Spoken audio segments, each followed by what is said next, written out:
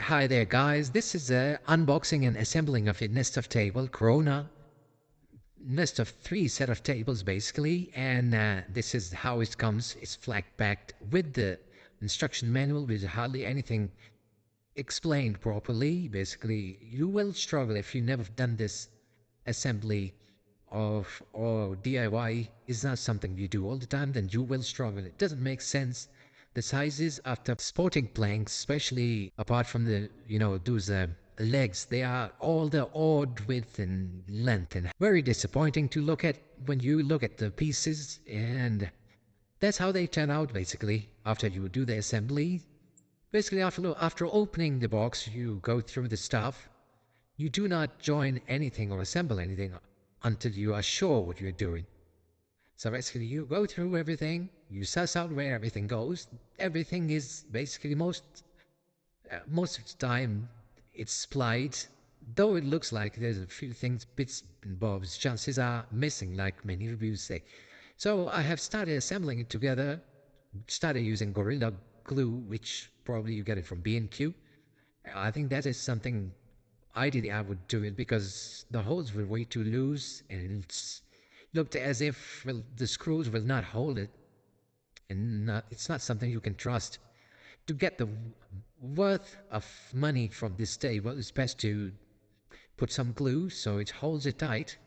So they do supply the Allen key, and obviously you make sure it's all tight. And but before you do that, you make sure you align the holes and you are using the right positioning of the holes and the faces of the obviously legs and the sporting planks. And the finish is supposed to be like a cottage. There is no sticker or marking on each plank or each piece to recognize where it's supposed to go and what it's for.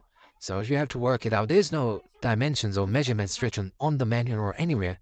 Once you open this box, you're on your own. You have a manual, but which tells you hardly anything how to put it together, what dimensions and which piece goes where. So you have to suss it out yourself. While you're doing that, you want to make sure you work it out first before you put any screw, especially with this sort of food you cannot afford to assembling and dismantling over and over again. Type a rustic look, a bit of on a rough side, but it looks tacky as well. Obviously, from far away in picture, it's quite deceiving. That's how I got into it. I thought, let's buy them. Since I bought them at first impression, when I opened the box and wasn't much happy, I wanted to return it, but I thought, let's give it a go for the amount of money I paid. So, see, I'm about to attach it to the, tabletop.